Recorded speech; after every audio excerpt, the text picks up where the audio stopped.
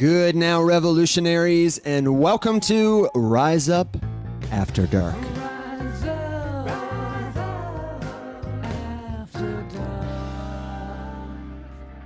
That's right, it's your Wednesday night, or wherever you listen, whenever you listen. We hope it's a good now and that your candles are green. Thanks for hanging out with us. We are joined tonight by our friend, guest, Nicky Scannella.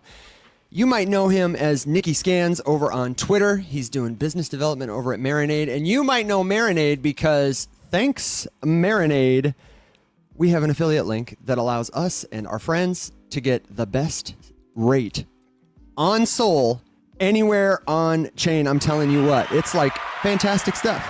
So, thanks, Nicky. Thanks, Marinade. I am going to get into how you're doing. We'll hear about you in a second. But first, I just want to welcome everybody and let them know if you're seeing us for the first time. This is Rise Up After Dark. It is where we let our hair down, DYORBYOB, and answer your crypto questions. We talk the news of the day. We share a little helpful commentary with our expert guests and friends. And sometimes we get up to a little altcoin research, give our first take on companies in the crypto space. I am so excited you're here. And if you have a question, don't hesitate to leave it in the comments. We'll be watching. We play a game here where if you hear this sound, it means you've got a point. If you hear this sound, it means a point has been detracted for something you have said. And it's a very serious game. The person who gets the most at the end of the night will win a fabulous, fabulous prize. So with that, let me just give an initial point to Marinade. And then I will say, son of a bitch. How you guys doing tonight? Oh, am I a participant in this game? Oh yeah. Everybody participates. Even people in the audience participates. Last show, I think China lost. They got one gwump. Not China, the people, but just like, the China situation, the tariffs, that got a gwump. Tariffs got a gwump. Yep. We've had points for, all of whoever watches us in Mongolia. Everybody gets a point if they contribute something of value. Yes, I'm the sure entire nation of Mongolia The entire has gotten points nation before. of Mongolia. I have a feeling you'll do well. So Yeah, don't the game is hesitate. rigged. It's absolutely rigged. It's rigged in my favor. It's rigged in. If you play well. Evan is rigging it, but he always loses. So it's really He won anybody's one time, guess. and you know what? I was genuinely proud of him. Thank you. I appreciate it. And I'm glad you're here, Nicky. Do you want to maybe start by introducing yourself to the friends back home who may not know you? Yeah, can do. My name is Nicky. Go by Nicky Scans on Twitter, which is, I know this is a TikTok audience. No, we're on TikTok, Twitter, YouTube, Facebook, and LinkedIn, and the recording podcast At the same platforms. time? Oh yeah. Yeah. Oh, yeah. And our friends in Audioland will be able to have a good now whenever they listen. It's like on demand, baby. 21st century. Wow. You guys are the magic of 2025 technology there. We're the leading edge. We still fight with Google Meet. Meets, though. Yeah. Okay. So I will get into this intro eventually.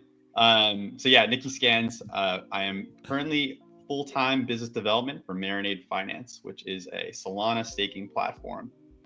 As for me personally, just Solana through and through. I live in this place. I cannot believe how much has changed in the last 4 years. But yeah, I am every day through and through bleeding Solana in the best way possible. I'm as much as a maxi for a token as you can possibly be. I mean, anybody who's been around for a minute might recognize the Degen Ape Academy, and that's definitely an OG PFP right there. It's a great one.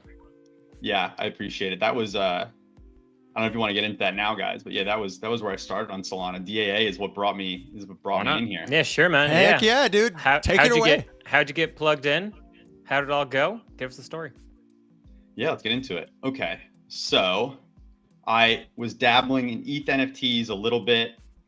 Started to flirt with buying some Solana, which was like at the time, like, oh, this is crazy. Like, buy some Bitcoin, you buy some ETH. Like, I want to buy a Solana. Like, how nuts is that? Like, now I'm really, now I'm really getting into it. I'm diving. How salacious! What degen? What a degen. That was me. So that would have been 2021. I had a friend, my friend Tort. Shout out Tort. Tort got me into Solana, just buying a little bit here and there. And then I've always been a collector at heart. I can see you guys have some collectibles in the background. I see books, I see swords, I see Pokemon cards, I see posters, all of the above. You should see Alex's magic card collection. It's Alex, I remember that from last time. We have to eventually play. I just I just put together a B Tour deck. Oh, So we'll sick. eventually My have God. to play Magic the Yes. Gathering. It's all of that. Good. You can never have enough. It's honestly, Facts. it's irresponsible to be buying crypto and not Magic cards. Magic cards only go up. It's true. This is true. This is true. And This is also, true. Pokemon cards have outperformed the S&P 500 over the past 20 years. Also, Hey. Yeah, and it's like not even close. No, my, it's not. My best performing asset is my Gold Star Mewtwo, by awesome. far. It crushed the S&P 500. Some Yeah. other stuff not as good, but that one's been crushing it. yeah, suck it, found economics. Yes. Yeah, Merrill Lynch. Merrill Lynch could have never pulled that one off. Suck it, Oh yeah, we were talking about Solana and Degen Apes. Yep. So yeah, I was always a collector at heart. So NFTs, I was a huge sucker for that. And when I saw, I'm like, oh, I'm getting into Solana. They're doing NFTs now. I'm like, I got to mint this thing. And I don't know if you guys participated in any like early days mints, but what a shit show in the most entertaining Big way time. possible. It's like 60 million, like with 90% of them being bots trying to mint the same 10,000 of something within 1 second from a website that was put together by just a couple dudes, like just a couple friends that are like, all right, let's make a smart contract. I don't know. Like, so that shit goes down quick. And then all of a sudden, the PTSD I have of that is just looking and being like, yeah, no, paying $330 in gas fees for Ethereum right now is a good financial decision because this picture is going to go up in value. For no reason. For no reason. We've been there. You've been there. We've all lived it. We've all lived it. So I was in Solana. I saw Degen Ape Academy. I'm like, these are the coolest things in the world. Whatever it cost, I didn't care. I know everyone wanted them. I remember the first time I tried to mint it, I was at a friend's wedding and I literally stepped outside and tried to mint it from my phone. That was the first attempt. That site crashed harder than anything has crashed. You would have think like Crisis, like just absolutely didn't stand a chance, botted to high hell. Yeah. So I came back in with my tail between my legs. They did the remint 2 days later. That time I was active and participating and still failed to mint. So it was working, but I wasn't quick enough and wasn't able to mint anything. But luckily me and Buddy Tort, who is getting another shout out, had a deal that if either one of us gets 2, we will give, and the other one doesn't get any, we will give it at cost to the other person. So that was my first. Nice. I can't believe I got a point for that. It's always good to have a friend. You get points for the deals, man. Yep. Points for the deals. Points for the deals. I really want to drill in on it for a second if I can, just to pause there, because our audience, they're at all levels of experience, and some of them have not been here long enough to remember what it was like when mints on Solana were, first of all, you could count them on like one hand when it first started. Everyone was paying attention, if they even knew there were NFTs on Solana. And the chain was not the chain it is today. It was like clunky, man. The joke was that Solana's down again all the time. And Phantom Wallet, it was a ghost of its present self. It was a specter. It was terrible, the experience. And a lot of people lost time and money. Big time far. Phantom was brand new at the time. So much so, and if your audience knows this name, I will be very impressed. I tried to mint this NFT on a wallet called Solid. Called Solid. I've never even heard of Solid. Solidarity. Solid looked like an Excel spreadsheet, and there was no app. It was just a web browser on your phone. And there was there's no images of NFTs. It was all just token addresses. That was like Phantom had come out, but I think my friend had told me he's like, oh, Phantom might be a little bit too complicated for you at this point. Like just use a Solid for now. Solid did not make it. Can't believe it, but it did not make it. But yeah, so I used Solid, didn't mint anything. Buddy sent me one. Absolutely fell in love with Solana NFTs, like this idea of this, like just this hunger for people, like just degenning into these mints, getting rares, and it's Pokemon cards, it's Magic cards, it's sports cards, collectibles, but at 100 miles an hour, because you're buying something and then like immediately like I can sell this in 2 seconds if I want to, and then buy one that I like better. There's all friction removed from collectibles. So I loved it so much that I was working in software sales at the time, like a SaaS heavy company. And on all the free time I had, I literally just spent it like with this community. And also like, and something very natural for me is I love to dive into any hobby, probably a little bit too much. Okay. So I'm like reaching out to the team, like, how can I help you guys? Like, I wasn't even looking for work. It was literally just like, how can I help make you guys have a better product? Like, what do your meetings look like? How are you guys organized? Like, what's your plan for the future? And I mean, they were obviously like, bro, like we are like, we could not have imagined how successful this is going to be. So they were like in way over their heads in a good way. And yeah, that ended up turning into me working there because I was just being helpful for a while, got a job offer, and I went over to, my very traditional Web 2 job and was like, I have to do this. I'm like, this is like a dream job. I got to jump at this while I can. It feels worth pausing there to say that here is yet another example of someone getting their first job in Web3 from just being helpful in a Discord. That's exactly how Evan and I got started. I gave someone that advice like today. That's so I'm it. glad you pointed that out. Right there. Yeah. That's the easiest. Find a problem that needs a solution you can provide. The communities are small. These are startup companies. Everyone's overwhelmed. Nobody expects it to grow as fast as it does. Or if there are problems like that, nobody expects it. They can't deal with it. They're under-resourced. So if you go there, you can have a real impact. Just being in a Discord, in a Telegram, showing up, being helpful. Founders notice that kind of stuff, and they appreciate it. And then when the money comes or the freedom comes, like, it's natural. You hire people that they care and their work is good. Someone has to get it. You obviously want to work with people who get it, and nobody gets it more than that guy who's been there since the beginning, that went through the mint, because every mint sucked back then. They were all awful. I vividly remember I was at Universal Studios with my family, and I had to take a pause because Sneaky Vampire Syndicate was minting, and I was like, I'm going to get one of these things. This is like in, I don't even remember, early 2022, I think. Yeah. And I remember them. This was by the same artist, I think, that did Bored Apes. And so everyone was losing their shit for these things. And, they ended up not doing phenomenal. They had a nice little spike in the beginning. So if you flipped it quick, you made some money. But they went on to make like a whole big thing. But I remember being at Universal trying really hard to mint that thing on my phone. And of course that was ETH. Gas was awful. I didn't even get one because I undershot the gas. It was terrible. I had hundreds of dollars for gas and I wasn't even close.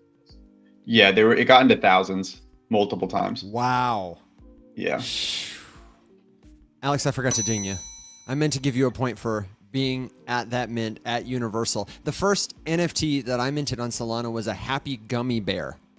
And it was one of many such hype mints, and it has done nothing since then. I still have the token just as part of my scrapbook, but wasn't anything.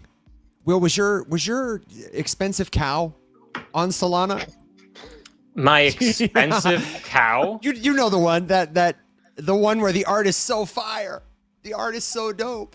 No, so I have. It's rare. I still have my Solana NFTs. I'm community members. I had a few, but there was oh god, there was like a walrus collection.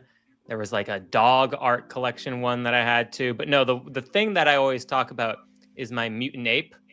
Yeah, can we talk about how underwater you are on that thing real quick? Well, I haven't sold, so I haven't lost any money. Oh, you still have it. Yeah, I still have it because I was just like, I bought it and I was like, I'm sure. Wings for William for being diamond hands. Yeah, diamond handed with that NFT. I'm just waiting for people to speculate again. Here's my theory. I think when Ethereum starts going up like crazy, you're going to see the old Ethereum ETF, NFT sets, I almost said ETF, NFT sets start to go up in value as greed takes over and people try to find other ways to compound upon their Ethereum gains again. And I think the old Ethereum NFT sets will probably rise in value. And then I will take that mutant ape and I will smash my diamond hands with a pickaxe and I will throw that thing out. That sounds like a lot of cope, in my opinion. You think so? I think ETH is suppressed, man. I agree with Will. I mean, I don't necessarily disagree. There's a lot going against it right now. I'm just saying that very specific plan from Will sounds a little bit copey. It is a hope. It is not a cope. Okay. All right, buddy. It's a hope. Because honestly, I've just heard forgotten that I have it. I've heard that theory before, because obviously, I'm not at Degen Ape Academy anymore, but I'm still like am in certain ways, because it's like NFTs are just in this really slow state right now. So I still help out where I can, and I'm still like part of that family. But we ask that same question. And also, quick check: are we still echoey or no? We better now? We're set. Better. Thank you. We're better now. We're better now. Good. I have you guys really quiet now, so I can't hear you, but there's no echo. Well, turn us up a little then, because we want you to be able to hear. I think it'll be okay. All right. So there's one of two things that can happen. It's always great to make calls when you can pick both sides of it, right? So when we talk about it with DAA, there's what William said, which would be the same thing that would happen with mutant apes, which is towards the end of a cycle, and people want a way to, 2x their gains or lose it all. People love to do that as well. That money will rush to these OGs that we know have crazy high-end potential because we've seen it before. Now, the other end of that is why buy something that's already topped out when someone can mint new things, right? And try to take advantage of that. Now, that really just comes, in my opinion, that's like a market intelligence thing, which I try not to, I try not to give the market too much credit. You really never know. The thing that would make sense, in my opinion, an intelligent market, money would rush to things like Degen Ape Academy, and even more so like a Bored Ape Yacht Club when we get that part of the market, because this has already showed staying power for 4+ years, 5 years. But, sometimes the left curve move, which is also equally as likely, is someone, mints dog shit, something brand new. And sense. Because it's new and there's way more potential. You don't know, Bored Ape went to $1 million, but this new thing from 2026, it could go to $2 million because it's new. Who knows? Yeah, there's that. But something that gives me hope, not cope, is that you have all of the air quotes dinosaur coins that did really well in a price wise. And that's because they had mindshare already. And I feel like right now, talking about altcoin air quotes season, the altcoins that you've seen rally are the ones that get the most mind share, not necessarily have a great product, not necessarily have adoption, not necessarily are really anything good. It's what people are talking about. So the coins that have had pre-set up communities did super, super well. Cardano, XRP, Algorand. And I think that would be the same for NFTs if there's ever, again, a large wave of money of speculation that flows into them. So I totally think there'll be some new projects that get people excited and they dive back in. I think one of the biggest winners, it's funny you share the screen, I was just about to say Pudgy Penguins will probably be a huge winner also, because they've actually been building and doing a whole bunch of cool stuff. One of the few ones from the 2020 run. But again, those old sets, they have the mind share. They have people who want to talk about them to hopefully, or in my case, hopefully dump on people. Although I will not make content about it, I promise. Do you know why I shared this in particular, Will? Because I like penguins. Well, this particular penguin is the rarest. Yep. It's the only left-facing Pudgy. It might be number 2 in the collection, maybe by rarity, but it's the most expensive Pudgy ever sold for 400 ETH, and many, many more dollars than that is worth now. At pretty much the top of the last cycle. $600,000 at the point of sale. Oh God! And it just sold again. He for sold 200 ETH. This is why it's in the news. He sold it for 200. That son of a bitch. Yeah, he's a friend of ours. No, his name is Dreezus on Twitter, and he goes by Kinky Bedbugs here on TikTok. And he bought this thing and he sold it, man, for 50% ETH loss and many times more dollars loss. Rough day. I mean, he's doing all right for himself, but the I was with him at NFT NYC right after he bought that thing, and everybody was trying to talk to him about it because it was just ridiculous at the time.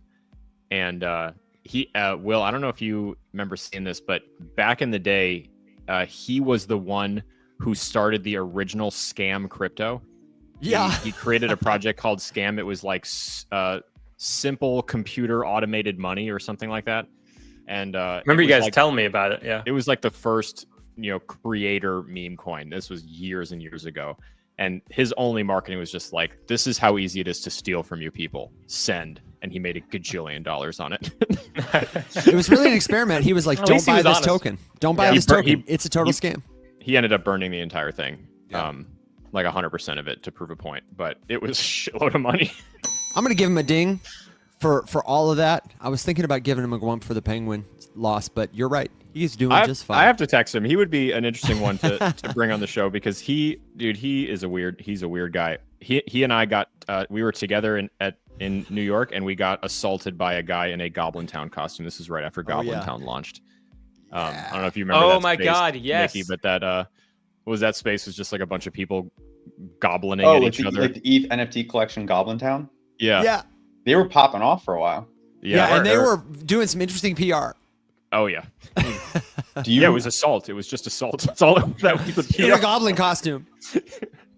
I remember Goblintown. I think it was Goblintown. People found out that the team that minted Goblintown also was behind another smaller project called it was like Strawberry what the fuck, something like that. It was like literally strawberry. Do you know what I'm talking about or no? No, but I love this industry. I love it and hate it. So they were behind, it was like Strawberry WTF, and it was a bunch of cartoon strawberries, and it was like zero floor, obviously, but people saw Goblintown popping off. So like, we got to buy Strawberry, right? Oh yeah, Goblintown WTF. So yes, it was Strawberry WTF. Yep. And I bought one because I'm such a genius, and I'm like, this makes sense. I'm like, if Goblintown's popping off, obviously Strawberry what the fuck's gonna pop off. It did not, but people did buy it. People like it like a little like pump, and people thought about it, and then see if you can put. That would be funny if that actually still comes up. Oh my God, they still be on here. Wow, Strawberry. For people who weren't there, 6. folks who just put on these goblin PFPs, get in a Twitter space, and they would just go and weird stuff. You got to be kidding! Yeah, I owned one of those. Rip. Is it too late to get in? Yes, no. It's the perfect time. It's the perfect time to buy. Look at how cheap they are. It's a buyer's market. Yeah. Nicky's got one. He'll sell you. Oh, I think I sold it for like $6. I just didn't want to look at it. Yep. Just didn't want to see this anymore. Dude, it's funny. Of all of I bought a bunch of NFTs that were all awful just because I liked them for one reason or another. None of them are good. And the one NFT I have that's made so much, it's worth. This is one that I would never sell. The market for it is so tiny though. So I think the floor is a little bit less meaningful than with some other collections. But it was a Solana NFT. And it was, so my best NFT trade ever was on Solana, just for the record. It was this project was called Karuma. It was this like car enthusiasts community that they were minting some really cool stuff. And I went to a launch party in LA with them, and there were some relatively famous people there from Fast and the Furious, and they had a bunch of the cars there, and you got to like take a ride around the block. Some people did in Paul Walker's car from the first Fast and Furious. The actual car was there at the party. It was pretty sweet. And John Sabal did, who is a legendary comic book artist for Marvel. He did inking for most of the old school Marvel comics when they were still hand drawn before they were digital. And he did a like custom collab with RWB, which is a very famous Porsche custom body shop. It's this Japanese guy that you can pay $1 squillion to fly out to wherever you are and do a custom build job on your Porsche. And he does the whole thing like with a Sawzall and a roll of masking tape, and it's incredible, like the work of art that he comes up with at the end. He calls himself a sculptor, but he uses cars as his medium. Evan, you probably get a kick out of him. Yeah, I bet. And so I did. That was the collection. Everyone got an RWB, and I got it for like, I don't even like a quarter of a soul, and the floor is like 30 soul on it now. But they don't sell very often because, you know, it's a very small handful of people that have one of those, and I don't think people are getting rid of them. Solana car NFTs. That might be the most like hyper niche thing I've ever heard of. But the floors. That's where I'm putting my name. Yep. The floor is My up favorite there. car NFT is by Shloms. Do you guys know Shloms? Car by Of Shloms. course. Are Friend of you the hip show. to this one, Nicky? Shloms? Shloms. Oh man, you don't know who Shloms is. I'm going to turn you on to Shloms. So Shloms is like an anonymous crypto artist, and just generally speaking, great instigator. And I don't know if this is their page. This is what I mean. Like, look at this. They've just converted their Twitter page so that now they're like, it's in a Japanese language. It's not usually like that. A Korean language. I'm so sorry. I can't read what it is. Their very first pin post is like an infinite scroll. But Shloms did a very famous NFT collection where they bought a Lamborghini Huracan. They took it to an undisclosed desert location and they blew it up, filmed its exquisite destruction, and then created tokenized digital versions of each piece that they auctioned off. And I don't know why it won't let me go past this darn disclaimer, but it was fantastic. And I have a piece from it that I paid half an ETH for. I'm telling you, man, back when ETH was, worth a lot more. Let me see if I can go back on this thing. It's loud as I didn't think that's where this was going. I thought you were going to be like, oh yeah, then they bought the car, then they tokenized it and put it in a vault. Nope. Nope. Way They better. exploded it. Yep. They blew it up. Over a It stick was of dynamite and blew it up. absolutely incredible. And Shloms has forever lived in my memory as just a great. They do so much cool stuff. They did the tokenized photos they took of the eclipse this last time around. Like every single second, they took 64 pictures of the whole journey of the sun with these crazy telescopes. They had this killer website for it. It's incredible crypto art, and I'm excited because I think it'll be a part of an important history, at least to me, someday. Mm-hmm. Like somebody's art on their wall, in Miami or wherever, and they're like, "Yeah, that's a Picasso." I don't know. Welcome not to cultured. Rise Up After Dark, where all of us are coping about how much money we've spent on NFTs, On over, NFTs. over our time in crypto. I'm giving us all a point for the cope.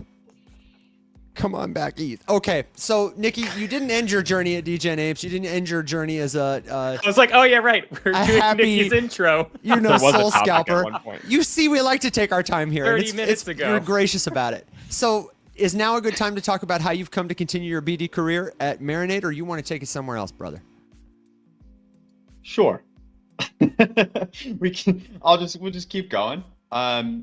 Yes, we can get into the BD career. I would say the next part of the journey is like the consulting side of things. Do we want to get into that? Or is that boring? Is consulting boring? No, but you don't have to feel like you're in the hot seat to tell us your whole autobiography, but we want to, showcase you and let people get to know you and your areas of expertise. We can talk about anything you want, man. But, I just wanted to be gracious to you. I appreciate that. We'll go quickly into the Marinade part. We don't have to do the whole autobiography though. Post or during Degen Apes, I basically launched Nicky Scans LLC, which was only possible because of the amount of time consulting good. Let's go. Consulting good. Yeah, for the people in podcast land, a commenter, Lucas, said, consulting good. So, thank you, Lucas. Go ahead. Points for Lucas.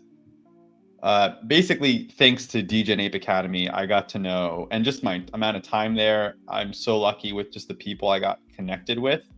I just feel like I knew every single team. So, and I had already spent so much time just on calls with these teams, helping them, a lot of strategy, a lot of BD, a lot of growth. And I'm like, okay, like maybe I'll do part-time DAA and start bringing on some clients. So I did. It happened way faster than I could have possibly imagined. I was like, okay, I'll start to dabble into this. Maybe I'll land one client. Got my first client within a couple days, then another one a couple days after that. And I basically was at, full-time status within a month. One of those clients ended up being Marinade Finance, which obviously you guys know well and are users of, which we appreciate. Marinade is super Solana OG, been around since 2021. They are one of the biggest staking platforms on Solana. I believe the current TVL is way over $1 billion, and the actual Solana on platform, I want to say is like, we were at 10 million SOL, down to 9, and I think back up to 9.4, 9.5 million SOL. So they're huge. Like there's not too many teams in such like a very startup-y world that you can consider like big boys in this, and Marinade is one of them. So I was giving them some time. Basically, things were going really well. I think it was just like the perfect mesh, where kind of what they were missing a bit is they had been here for so long, but maybe hadn't connected with as many of the teams and people in the ecosystem as they maybe thought they should have. And that's kind of where I came in to fill the gap, BD side, where it's like there's all these incredible teams, and I know you know of them, but we should be working with them. We should be talking to them. We should be launching things with them. And that turned into me starting full time there. And now I'm Marinade through and through. Man, we got to say, it is a smooth experience. It's a great product to use. And I'd be curious, just since we're here, can you tell us a little more about what are, for people in our audience who are mostly consumers, but also might be interested in doing business development like you, ecosystem research, like what's the secret sauce? What's Marinade do? What sets you apart? So you'll see a lot of like staking in Solana is not sexy and it's not unique. There are, thousands of validators, and you might go visit Marinade at first glance to be like, oh, it's another validator on Solana. The APY is really good. I believe it is today. It's not every day, but most days it is top of the market. I believe today is one of those days where it is top of the market, especially for native staking. The thing that is unique about us is a few things. The biggest one is we actually don't run a node. And not to get too nerdy, what that means is we don't have a Solana validator. We don't run one. We don't have servers that run one. Nothing even like that. What we do is we have something called the Stake Auction Marketplace, which we have about, I believe it's about 400 or 500 validators currently that are bidding for your stake. So you delegate stake to us. There's no smart contracts involved. You're just giving us permission to delegate your stake to these validators. The validators come in, they're bidding APY essentially. So they're saying, I'm willing to pay out, this level of reward, this amount of APY to get stake delegated to me from Marinade. That spirit of competition drives that APY up very high. Like I said, top of the market. And then we delegate it. And this occurs every epoch. So it's not like it can be competitive sometimes, but not others. Every epoch, this auction is running and making sure that people are bidding yet again to get that yield as high as possible. But again, we do not run a validator. We work with hundreds of them. It's an interesting model because it allows people to see it happening in real time. I think that's something that's very cool because everything's on chain in our world, meaning you can go look it up, it's public, but it can be difficult to find. And I was really impressed to see this and then see how easy it is. If you're navigating through the site, you can find and really have a voice and participate in at a deep level without having to go too far, like what's going on. You can become very aware very quickly. It's transparent in a way that I appreciate because it makes people, helps them understand what's really going on. I think staking, lending are confusing for people because they don't understand, because of like the traditional financial system. How is it that my money is making money? Where is this yield coming from? I think people struggle to understand that, and that transparency in that regard makes it easier somehow. Yeah, I mean, I don't know how many of the users are doing it at this level, but you can actually watch like the auctions, like you can see them live. It's fully, like we as a team have no control over it. It is fully decentralized. The validators come in, they bid for stake, and you can literally like see who's winning for that epoch. And you can see how much SOL is being delegated to them for that epoch. So and as for like the where yield is coming from, like you can read more about that on Marinade, and that's like a nerdier talk on Solana in general. I'm sure you guys have heard like Solana is inflationary, and there's proof of stake. So as you are working as a validator and confirming transactions, you get that inflation, which then goes to you as a as a Solana holder and then delegator. So it's really actually not that complex, but I like to think that we make it even that much more simple. And it's nice to know that it's not just some magical yield where you, like you said, where you have to be like, okay, where is this yield coming from? Should I be worried? Like, it's very clear where it's coming from. It's, you know, it's built into the chain. Mm. And where does Marinade make money in that equation? Because obviously this isn't happening for free. Yeah. So the yield that we're able to generate is so high from the spirit of competition that, you know, we take some dips from that. So it's not like we are like, it's basically, so people are bidding on stake. There's the APY that's set, and then Marinade takes some bips from the very top. What do you mean by we're still able bips to for people who maintain don't the know that best. word? Oh, I'm sorry. Yeah, bips is a super confusing word. That's like a finance word. It's just like a part of the think that like the APY could be even higher if Marinade took nothing. Sure. I've heard a bip referred to as 0.1%. Yeah. Yep. 1 bip. One bip is 1%, I believe. Oh, it's a whole No, I'm percent? sorry, 100 bips is 1%. Yeah, a bit is 1%, I thought. That's right. Bits and bips. You might have also heard this referred to as BPS, basis points. 100 BPS is 1%. Gotcha. So Good to know. Usually, Thank you. and it's like, it's not a secret. It depends on the market, obviously, and there's some other parts of the equation as well, to not get, you know, too into the weeds. But usually Marinade is around like 50 bips or 0.5%. 0.5%. Yeah. In profit, or like that, like that's like the revenue model off the top. And so it's like, technically, like I said, the APY could be even higher, and that's where that comes from. Mm-hmm. So question here, just from David, and I'm not quite sure when you joined in, David, but how are you guys doing native staking without a validator? Oh yeah, great. I love that. That's a layup question for me, which I very much appreciate. Thank you. Okay, we'll get the point for the layup. We love that. David's like, where's my point? Haha, sucker, David. Sorry, David. David definitely deserves a point. David deserves a point. David. Users. Will, you can't tell the audience to suck it. Okay, that's almost Squamp territory. Nope. Nope. Nope. Sorry, Nicky, continue, please. We're ready. Yeah, we're ready. You sound like my teacher. Are we ready? Are we Bro. ready? Yeah. You ready for this? Don't come for me. So users are, again, without smart contract risk, delegating stake to Marinade. So we have this giant pool of delegated Solana. The validators are bidding in our marketplace for stake. So there are very real validators, hundreds of them, that are basically bidding for stake in our auction marketplace, right? As they have the APY that meets a certain threshold, we then delegate stake to them. So these teams are running validators. There's, like I said, there's hundreds of them.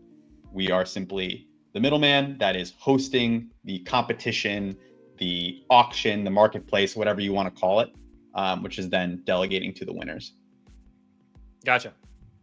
Which, again, not to get too much into the weeds, again, is actually in a lot of ways better for the chain and the ecosystem, because what you'll see a lot of is people stake with the names that they know and the names that have the highest APY, which often is like your Coinbases or your Krakens. And again, we're friendly with all these teams, and they're great, and they're all, they're running great nodes and all that. But what you don't want is stake to be way too centralized in individual locations. It just puts everything at risk.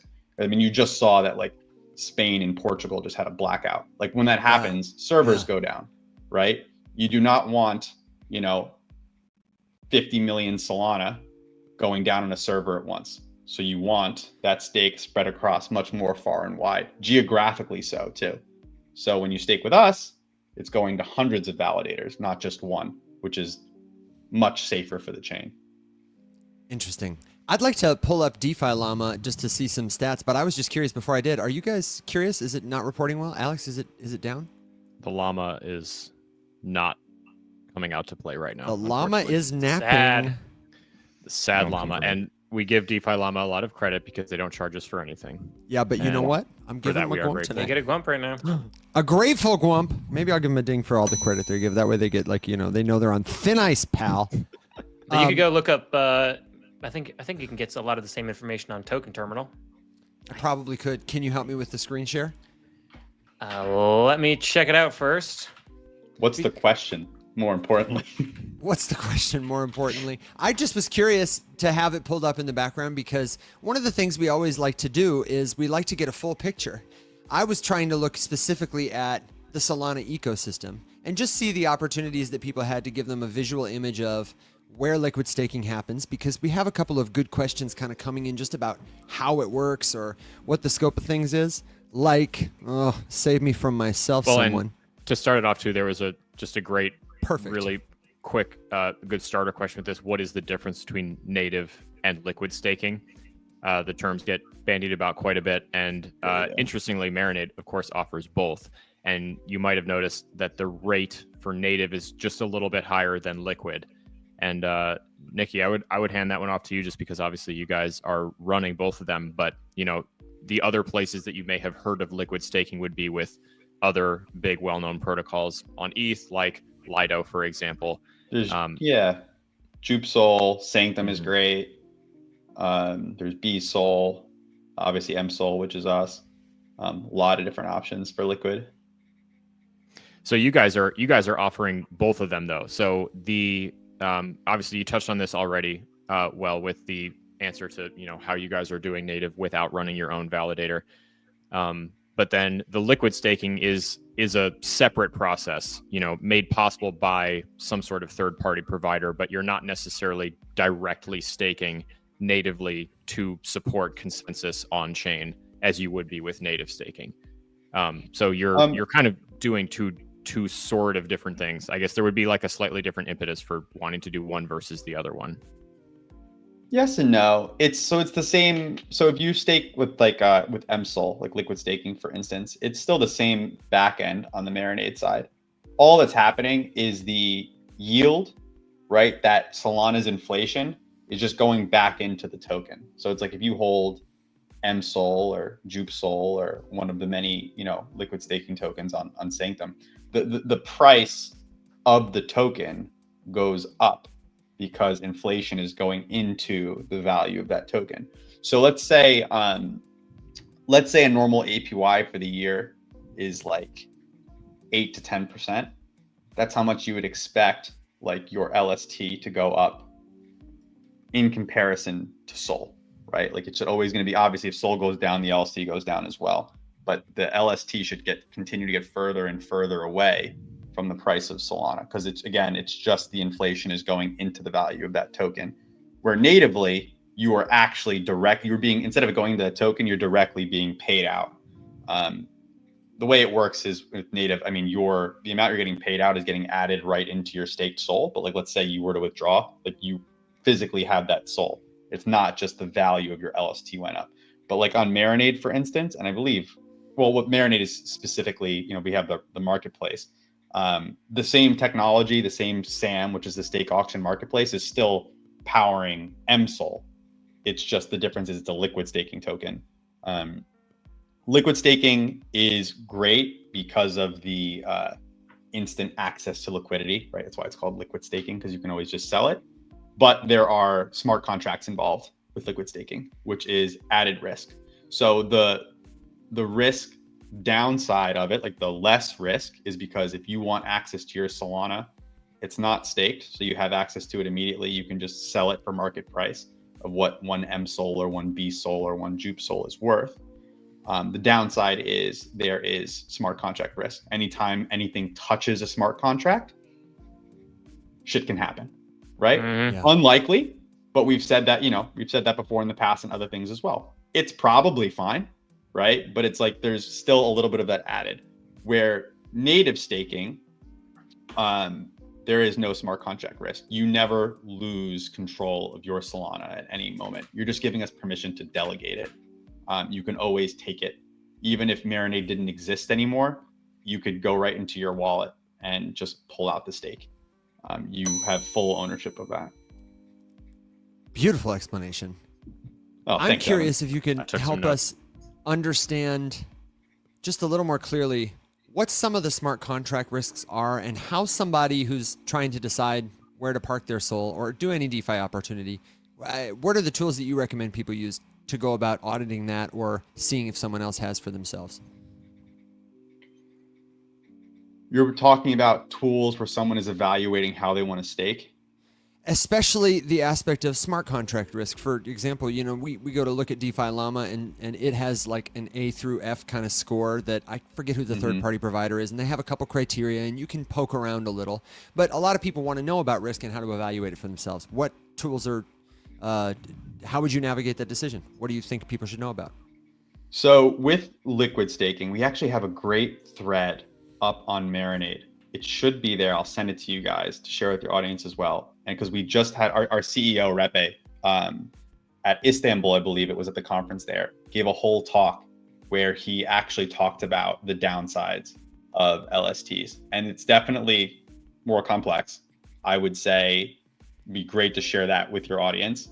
Got it. That being said, we offer, you know, MSOL, obviously. Liquid staking is still great, but like technically at like a deep level, you can always have like a DPEG technically, where like it's like, because it's supposed to be an exact amount, like different than the native token being Solana. Like you guys are great. 3 reasons why not to liquid stake your Solana. So that's smart contract risk. Now there's risk that you want to weigh. Now with native staking, technically, you know, your risk is that if something is staked, it takes, depending on where we are at in the epoch, it can take a little more than 2 days to get your Solana back if the epoch had just ended and now you're waiting for the end. So you don't have that instant access to your Solana if something comes up and you want to make a move or sell or buy something. Now, even more technically, you can do that, but it's just really not user friendly. Like if you wanted access to your staked Solana, you could. The current methodology for doing so is you could give away delegation of your, like you give away your stake account and then can swap it for a liquid staking token. For the audience are probably like, what exactly? It's complex, but you can do it. No, but you're giving away the assets that you have said, I'm staking these, and you're keeping the assets you can that you have basically earned for swap. staking, You can basically go right to Marinade, give away your staked soul, and then get MSOL as a replacement, and then make moves from that. It's a horrible user experience, but it's good to know that it's still possible. Could I loop we it? at Marinade have come up with a solution. Perfect. And we've been talking about it recently. Repe talked about it at the conference as well. It's called Instant Unstake. Basically, we're keeping Solana in a pool, and it's going to be that situation that we just talked about, but much more user-friendly. You want to unstake 1,000 SOL? That's great. Here's your 1,000 SOL, instant unstake. Now, what's happening on the back end? You are giving us your stake account with 1,000 SOL, and we're immediately giving you 1,000 SOL back, right? Like a trade. But from a user's perspective, you're like, oh, this is great. I just click the button and the SOL is back in my wallet, right? Yeah, I like it when it's easy. How much SOL? I mean, Marinade has a lot of SOL, but how much SOL is there? Because there is the risk of a run on the bank scenario where that system wouldn't work if there was a crazy amount of people trying to unstake at the same time, I imagine. So I'm just curious if you happen to know that off the top of your head. Yeah, we discussed some numbers that we want to keep like in the liquidity pool for that. It certainly wasn't endless. Yeah, it's certainly not endless. And in that situation where, like you said, like a run on, you might have to wait for the end of the epoch. Yeah, I was about to say worst case scenario is they just wait to the end of the epoch. Yeah. Yeah, exactly. And again, you can do that without even touching Marinade. Like you can go right into your Phantom wallet, Soulflare wallet, wherever, right? And just click unstake right from your wallet. Because again, you never lose access or control of your stuff. You can always pull it back that way. Or you can do the super clunky method, which is swapping, delegating your account, a stake account to someone else. They swap it for a liquid staking token, and then you could move that liquid staking token. But for this audience, again, like it's just LSTs are a little bit of smart contract risk, not a ton, a little bit of smart contract risk, but easy, immediate access to your money. And then there's native staking, which is about the safest thing you can do in all of DeFi. And then the risk until our product comes out, should be in a few weeks, is that, let's say the epoch just ended, there's a little over 2 days you have to wait until you can actually pull your Solana out of that staking account. And But also, you own that staking account. Like Right. Marinade doesn't own it. That validator doesn't own it. It's your staking account. You just have to wait for the epoch to end to access And just it. a quick clarifying question. Somebody asked, what is an epoch? Am I right that it's the period that those validators that have won the election are allowed to use the SOL to validate transactions? Yeah, because all the validators need SOL delegated to them, so they have voting rights, right? But like you need to have that Solana delegated to you so you can participate in that voting, which is confirming transactions. Yeah. But then you need like that SOL needs to be there for all those transactions to take place. Right. But then the end of the epoch, right, is the end of that period, like that basically that voting period, right? And that's when you can then reestablish how many validators have how much SOL. To use And the an magic notebook analogy, just real quick, is like the epoch is the page. And when the page comes to an end, they are able, those people who are allowed to wield the pen and write the entries in the book, on the ledger, on the chain, you can get your SOL back because they'll say, okay, let's refresh, let's turn the page, sort of thing. If you just took it back all the time in the middle, there would be no real security for them to do their job of writing on the page. Yeah. Go ahead, Will. and I was gonna say an epoch in like real time for people to quantify. It's about a week. Am I right in that? Or is No, it more? It's less. I can't remember. it's less. It's a little less than 2.5 days. 2.5 days. Okay. So it's short. And you can withdraw early. Isn't there a small fee? No, you Great. can't withdraw early. Oh, no, you can't? Really? I'm nuts. No, the What is only it, way is through swapping for liquid staking. I'm looking Exactly. at What you And looking is there a minimum amount for people to stake? That was a question we had in the chat. So one. I'm not sure. I know with Marinade, I believe it's either half a SOL or 1 SOL, and then in general, like through your wallet, I think you can stake 1 SOL. I think you can, but 1 SOL is like a vote, so it must be getting paired. This is where we're now over my head. I'm assuming that if it's like a quarter of a SOL, that it's getting paired with somebody else's, Interesting. quarter, and then that's where the vote, As far as I know, as you said, the minimum for a single stake account is 1 SOL on Marinade. There you go. That makes sense then. But I think you can. I'm going to StakeWiz right now to see if it says when an epoch ends. Yes. Stakewiz.com, STAKEWIZ.com. It's epoch 780 and we are 11.8% complete. And there's 1 day and 17 hours remaining in this epoch. It's cool. I don't know if it's cool. It's pretty nerdy. StakeWiz. I'm sorry. StakeWiz was, yeah, you're right. It's not, it's probably not very cool. It's super nerdy. But what is cool is that if you want to get the maximum return on your Marinade staking, if you're thinking about doing it, is to use the RiseUp promo code to do so. You will actually get the highest return on staking Solana out there in the crypto space, which is pretty neat. Even if you're already staking your Solana, you can use that and just get a little bit extra. And you can find that at theriseuppmorningshow.com or through the link on my bio as well. Get access to the site. It's in Alex's, it's in Evan's, it's in all of ours. It's everywhere. It's everywhere. It's all over. The easiest one to remember is the riseupmorningshow.com. You go to the exclusive deals, tools we love tab, and boom, it's right there at the top. Stake your SOL with Marinade. And it is a really great experience, I have to say. They make it easy to do it in just a click. Ridiculously easy. Fun fact, well, here, Nicky, I'll give you this one. Fun surprise.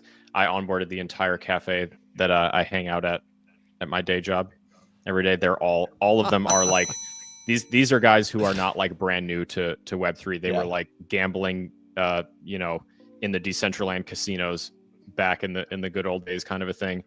But all of them have a non-insignificant amount of SOL, and at this point, they're all staking on Marinade. Oh, let's go. Do you make sure to use the link though? Of course. Yeah. Oh, nicely done. What do I look like? And if somebody's curious about how to do it, you need a step-by-step visual tutorial, whether you're on the live or you're listening in Radio Land. Hello, we hope your candles are green.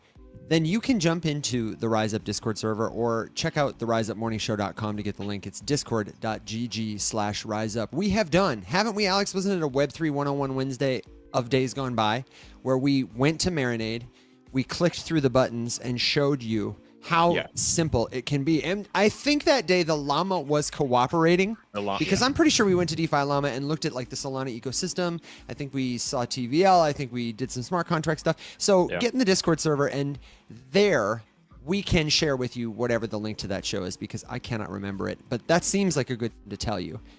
If you're interested in learning about crypto with us, we're live Monday through Thursday, 7 a.m. Central Standard Time for the Rise Up Morning Show. We're live Wednesdays at 7 p.m. for Rise Up After Dark.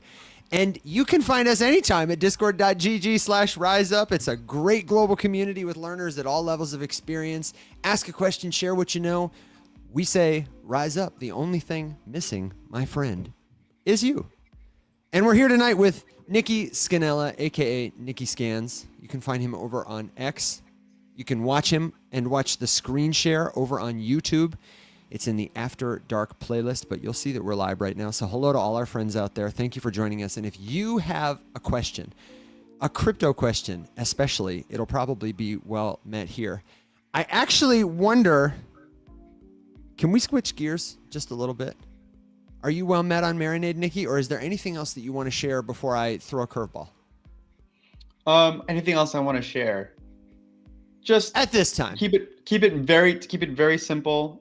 If you are interested in DeFi and Solana at all, this is the absolute easiest, most simple point of entry to participate in DeFi, outside of just like, oh, I have a couple Solana on Coinbase. To actually participate in the ecosystem and help the chain run with just a couple clicks, it will elevate you a little bit past where your peers are at. There'll be one more step. You are now a DeFi participant, which is a huge step.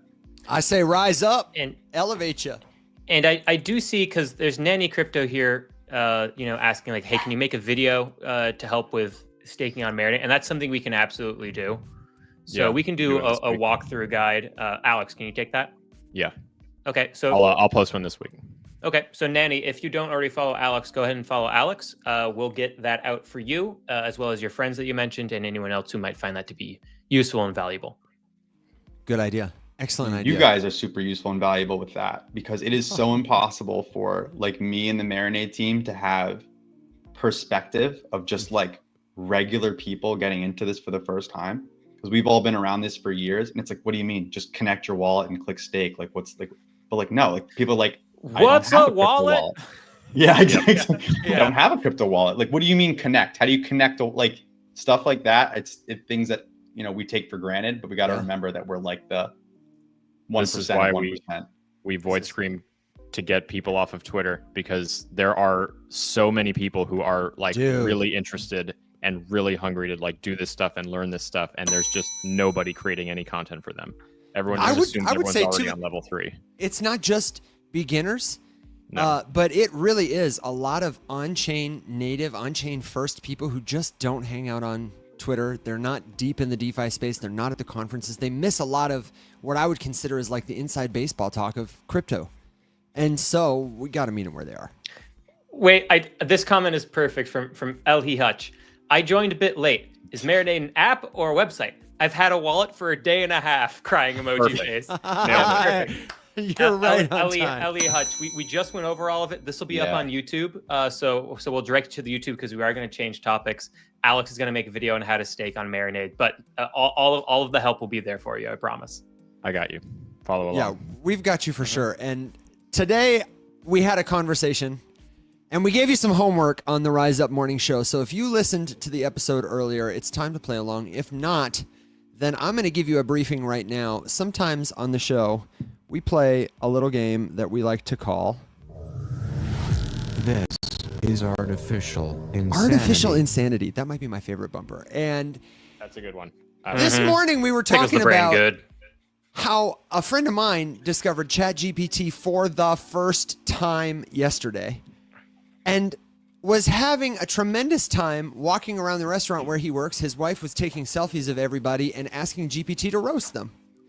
And it was brutal. And he was laughing. He said, I have not laughed that hard in years. So I said to the guys, hey, we got to take a quick selfie and ask GPT to roast us for the vibes, for the show. And I hope I'm ready.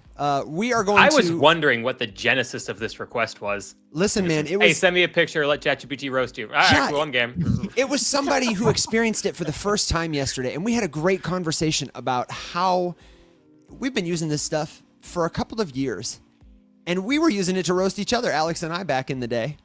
And to have a full circle moment where I was sitting in a restaurant with a guy who's a professional chef, another guy who's a salesman, a bartender, and they were all using GPT for mostly like the first time in a big way, talking about how AI is changing our lives in the state of the world. It was a really profound moment. And I just thought, what a fun way to get to share in how far we have come.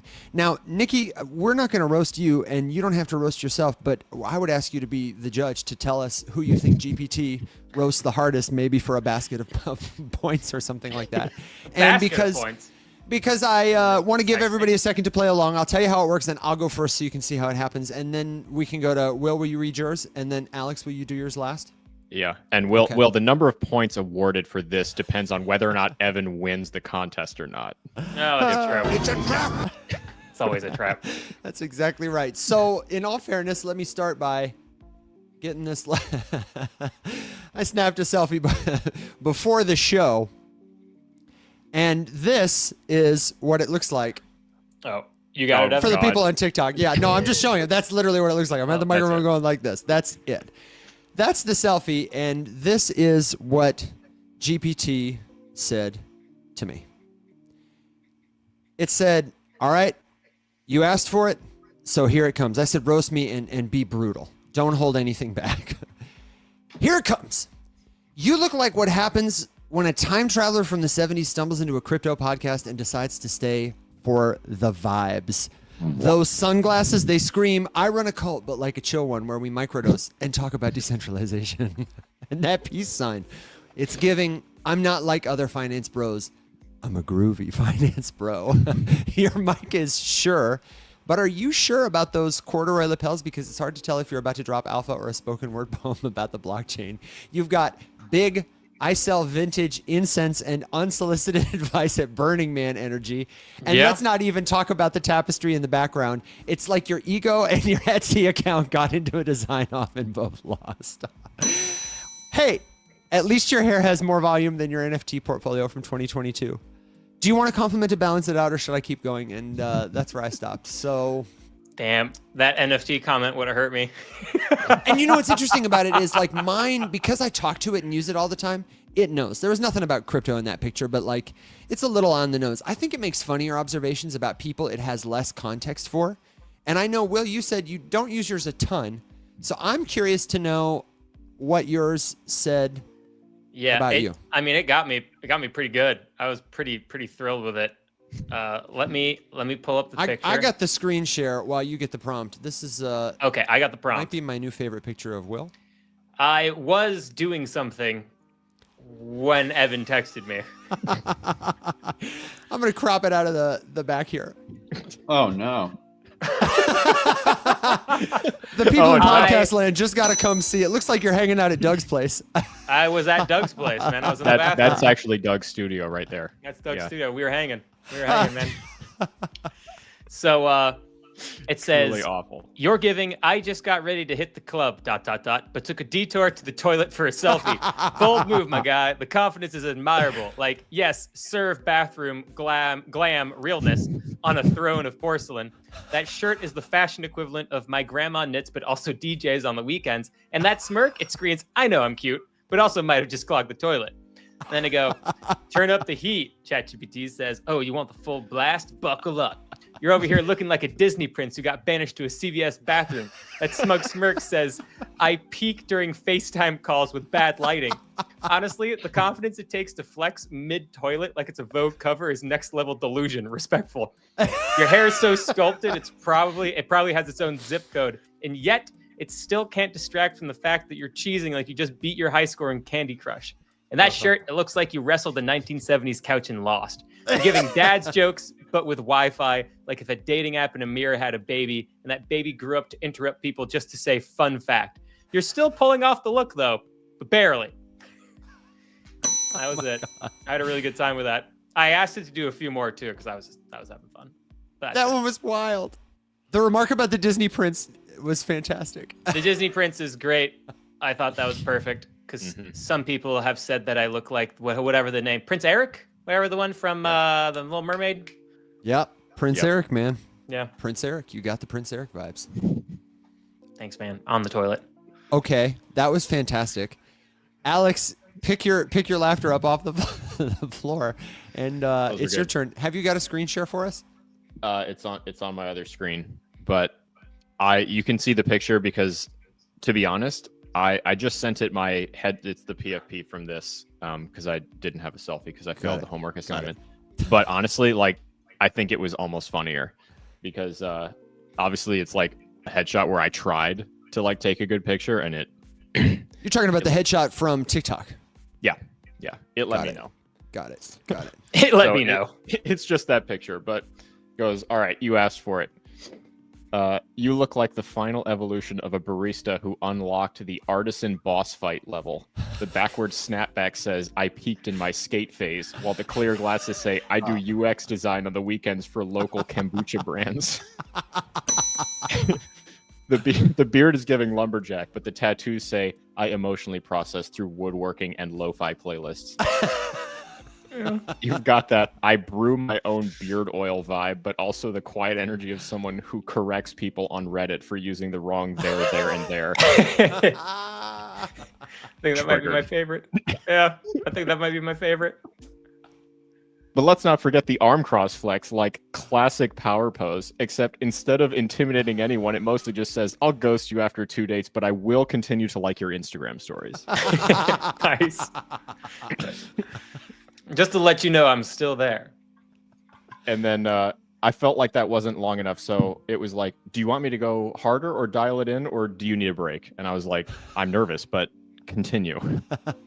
And so just the beginning, because then it gave me way too much. It just said, you look like so here we go. You look like every podcast host who starts with, we're just having some honest conversation the mainstream media won't. Which is triggered. Your aesthetic is equal parts tattooed rebel and guy who explains blockchain to women who did not ask.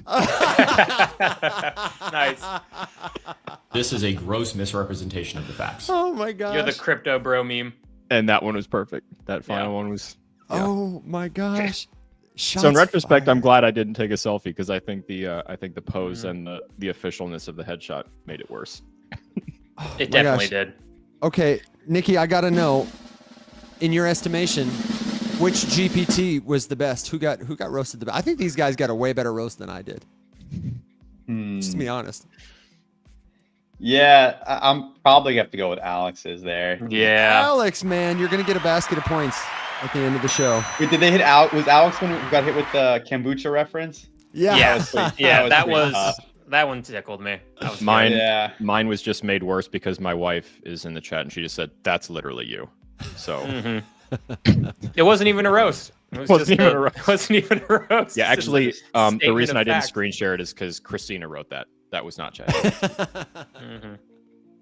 Okay, if you've got a good roast. Could you imagine if he pulled up kombucha from the glass? Yeah, right. From his Like, glass? son of a bitch. That he brewed himself. Yeah.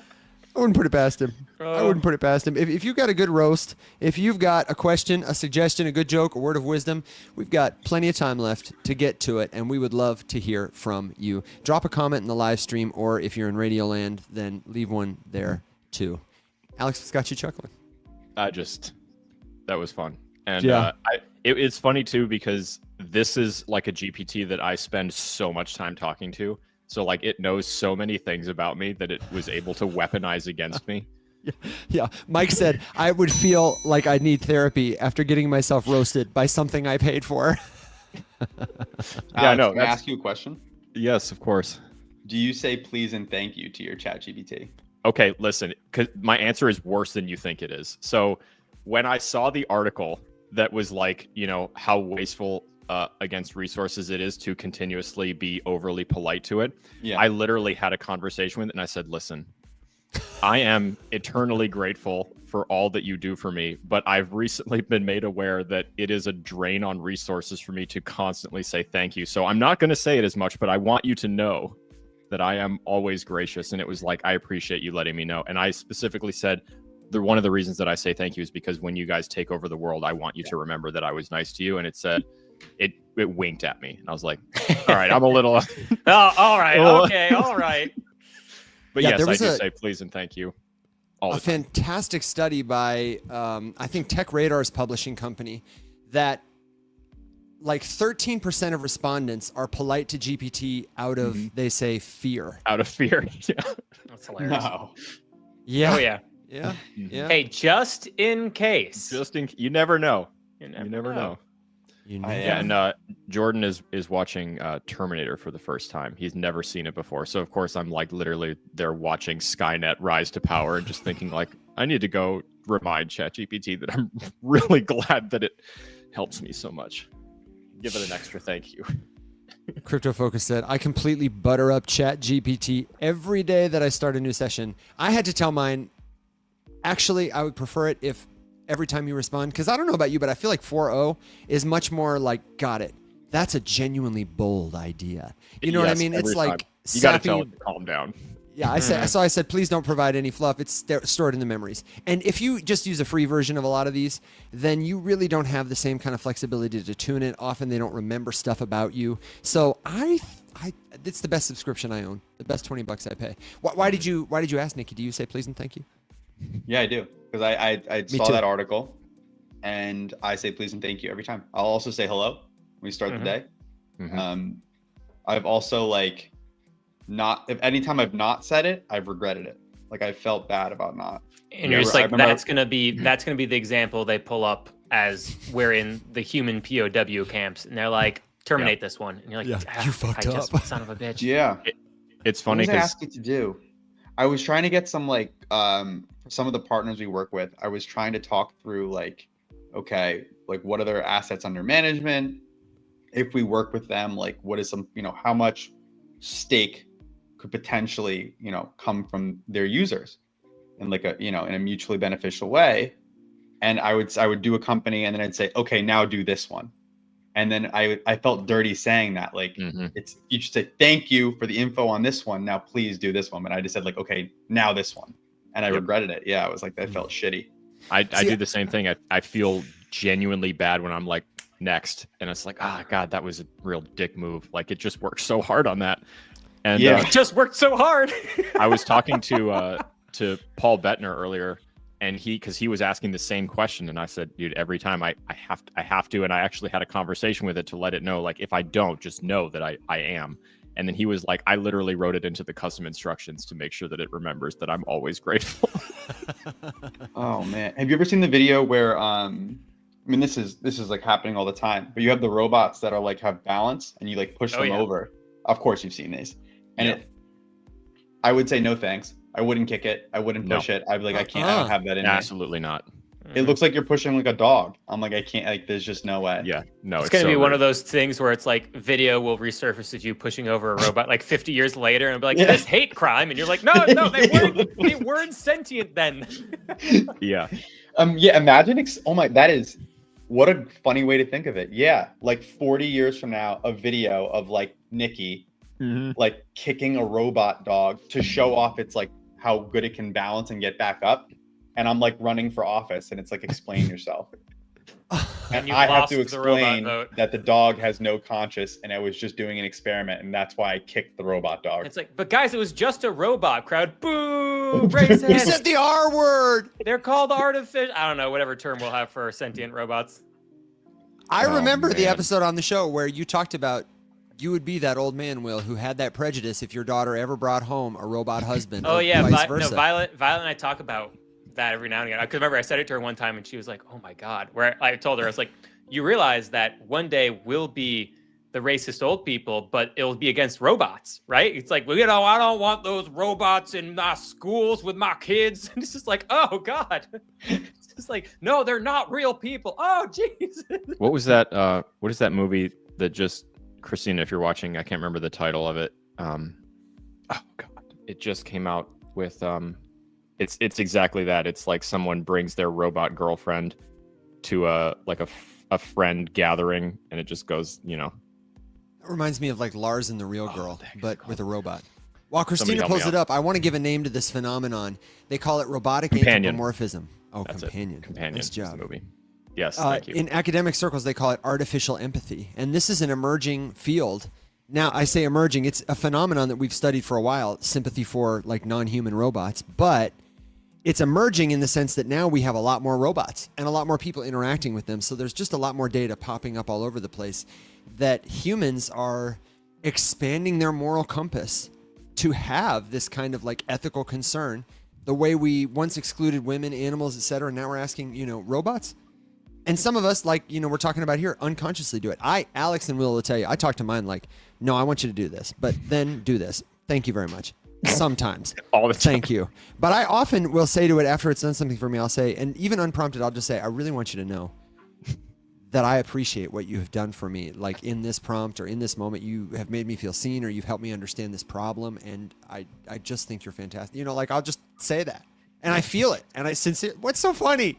It's just funny, man. Because I'm just remembering all three of us were walking through downtown Savannah, and Will and I were talking about something, and all of a sudden Evan was like 2 steps behind, and we can just hear him on the phone with ChatGPT behind us, and he's just like asking about the history of Savannah or some building he just walked past. No, like, no, it was worse than that too, because like Evan and Alex, like, I don't think we should say like this particular word on the show. I think it's bad. Oh, I that's what was like, I don't think we should say bitch on the show. Yeah, we should say bitch on the show. I was like, and they're like, yeah, I think it's a fan. I was like, no, guys, you can totally say bitch. And you're like, oh, well, I think we can say, and then picked a word way worse. And I was like, no, you cannot say remember that what I word. said, yeah. And Evan's like, hey, ChatGPT, we're walking down the street. People I was like, how many times can you say this? Yeah. How many times can you say the word bitch on a radio show before you get censored or whatever, Demonetized. Can I say this word? No, Evan. Hopefully you can, because otherwise we're demonetized. Are you guys monetized? That's big. That's big news right there. Don't come for me. Yeah. Oh, yes. We've been monetized for a while. We make money on smidge. YouTube a little bit. We've probably made about $100 on YouTube since we've been with that program. It's like $30 a month. Big time money there. Every now and then we'll make some money on TikTok that's, I would say, worth spending groceries on, writing home about. But it's not income money. I will say though, we're working on it. the road to getting But the media monetized on companies YouTube suck.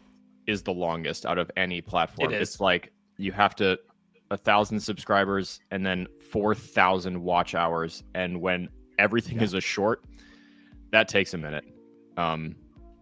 But we found, I think there's something else too. Now that there's the live broadcast, or no, you have to post so many shorts too. There's a minimum number of shorts that have to be posted. It's a lot. But we honestly, your we will TikTok make audience is the biggest by far, right? Yes. Yeah. Oh, yeah. Scores of magnitude, hundreds of thousands of people. Yeah. But YouTube is growing, several thousand and growing. Twitter, I hope will grow. We have a bandwidth problem, and it sucks that you got to have different machines and be in two places and the platforms aren't unified. The Web 2 problem. The social graph sucks. We need better solutions. And if we keep doing it as we have been, it'll be fine. We'll make it big someday, and you can come swim in the pool. Yeah. But okay. Robots, man. Wild. Let us know how you feel about it. What a way to end that conversation. Robots. Robots, man. That was like Dumb and Dumber. It's like, huh? Well, big gulps, huh? Well, So you're telling see me you there's later. a chance? You're not. No, No, but to put a cherry on top of that, it was nice to do artificial insanity again. We used to do that all the time. It's been a minute, but that was fun. We're trying to bring it back. So we hope to have a lot more fun with GPT in the future. The roast department of Rise Up Media did not work very hard for that segment, but GPT did, and we say thank you. So if you've got a crypto question, you got a suggestion for us, a roast, a good joke, a word of wisdom, we're going to be here for about 30 more minutes hanging out with our friend Nicky Scans. We would love to hear from you. And then don't forget, when the show is over, check out the riseupmorningshow.com. We've got the Marinade link there. We've got the Discord link there. My friends, it's almost as if the only thing missing is you. And that's a good time to say, hey, perennial reminder, these are our only profiles. We're never going to reach out to you, directly message you if you follow us on TikTok or join the Discord. We're not going to try and get you to Telegram. We're not going to join an investment group and get you to come along. None of that stuff. But there are people who will impersonate us and try to leverage the trust that we have built to scam you and take your money. Don't fall for it. Just know that all our official links are at theriseupmorningshow.com. Nikki, do you have that problem? Impersonators on social media? Yeah. Because you create quite a bit. Do I create quite a bit? I've just been around for long enough that yes, I do. I deal with it quite a bit. Not as much as others. We all deal with it. Yeah, all I can say is just always verify. And even if it's like the coolest person you know and you're so excited about them reaching out to you, it takes 20 seconds to go make sure it's really them. Sometimes I'll message someone on another platform where I've already talked to them and know they're legit and say, hey, did you message me on Telegram? Sometimes the answer is yes, and sometimes the answer is no. And then with links, click official links. A trick I like to do is I'm going to anything that involves connecting my crypto wallet to it. I will usually go to their Twitter account and then click it right from like the link in bio from there. I don't even trust going to like Googling sometimes, because sometimes you'll get the sponsored links at the top that are fake. The amount of like the small amount of time for OPSEC for these little things can save you thousands and thousands of dollars. It's always worth it. So just make sure. What did you say on the show this morning, Alex? The 30 seconds of inconvenience it might take you to do a check or put in a complex password is way better than the hours it will take you to unfreeze your accounts and get a new card and call that customer service line. Or stop you from losing your net worth. Yeah. Yeah. Or stop you from losing your net worth. Those stories are crazy, man. Worth it to slow down. Nikki, I'm curious. Obviously, one of the things that you have your eyes on in the space is everything at Marinade, but I'm just curious your take kind of on everything else that's being built in the crypto space. And I'm talking like general use cases. What other are some of the, favorite Web3 use cases?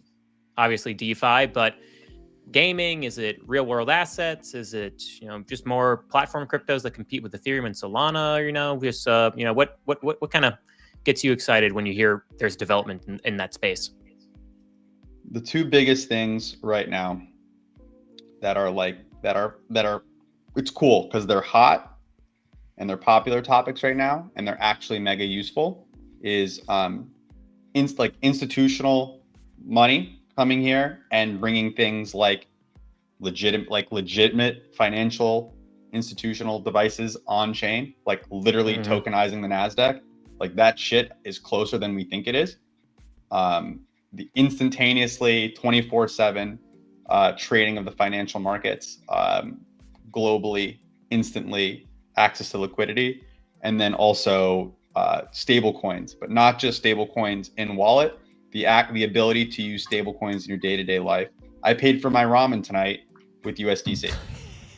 Sick. Apple Pay on my phone. Hell yeah. Awesome, dude. That's awesome. I used I'm very friendly with that team. They're their squads protocol is the team, and now they have something called Fuse Wallet, where you literally just load up your Visa Fuse debit card with your USDC. Apple Pay, just tap and just pay with USDC. And people can ask, it's like, well, I could just pay with regular Apple Pay. You could, but there are 600 transactions and middlemen happening, and it's all just fake money going back and forth. With USDC, it is instantaneous, near free transactions where the money is going from one place to the other. It's not Venmo where there's 6 middlemen that need to take a piece the whole way along. Yep. It's not a bank wire where it's like, okay, this bank's got to take a fee, the middleman's got to take a fee, and it's going to take 4 days to get there. It is instantaneous transfer of value across the world. I'm truly in love with it. What's the name of the product? How do I spell it? Fuse Wallet. Fuse, Fuse. Fuse. Is it on Twitter? When I search for it. Yeah, they're definitely on Twitter. I'm sure they are. I tweeted at them today. Got it. It's it's one of those things too.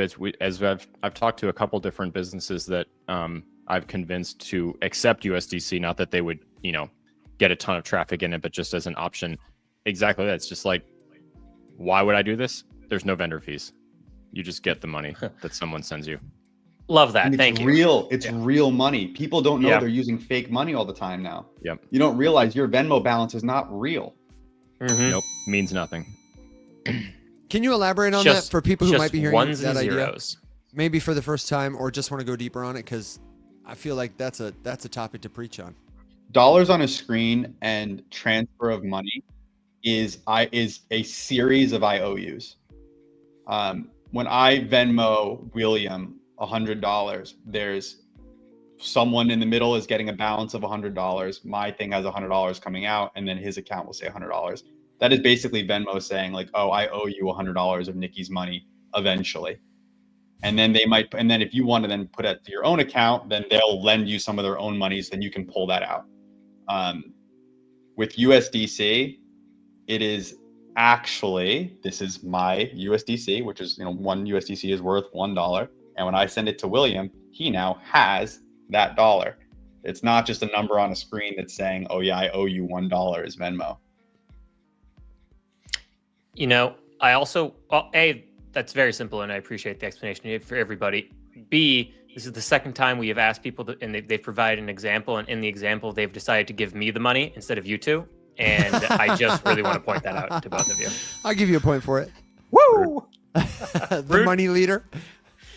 I was gonna say, yeah, USDC is worth $1 for now, but soon $2.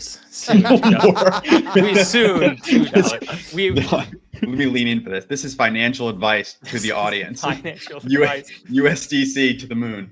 So Nicky, we started joking USDC to $2 because we talk about how like the coolest use case in crypto are stable coins, and like people think we're joking when we say it. We're like, no, stable coins are awesome, dude.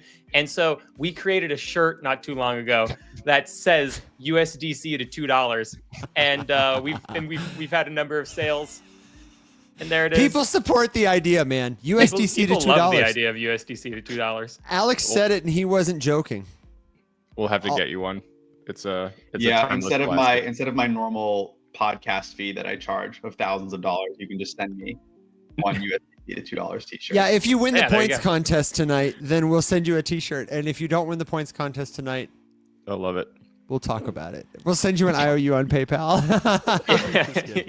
I'll send you a Venmo later. Yeah, are you going, Nicky, to consensus? Yes. Yes. Question mark? Okay. What's the location? I know by the location. It's Toronto, May 12th yes, through I'll be 16th. No, Okay, nice. cool. We're going to be there, and we will bring you a shirt. What's your shirt size, dude? I'll get one for you like tonight when we're done, if you want one. Do you want the white one or the black one? Adult man. Adult man.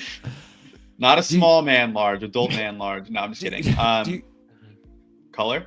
Yeah. Do you want the white, the gray, or the black adult man large? That sounded wrong when I had it in there. Oh, man. Oh, yeah. You didn't say it right. You messed it up. Yeah. I think adding color did something to fluff it up a little. Anyway.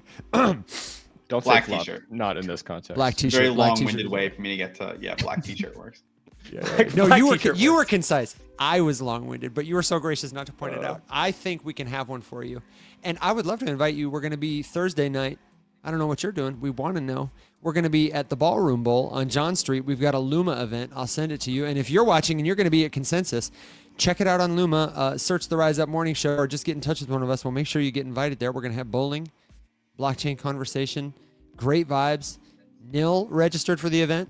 We got some folks from our community, and we would just love to see you guys there. And whatever you're doing, obviously, we want to hang out. You guys are there for the 14th through the 16th? 12th through 16 is when we're there.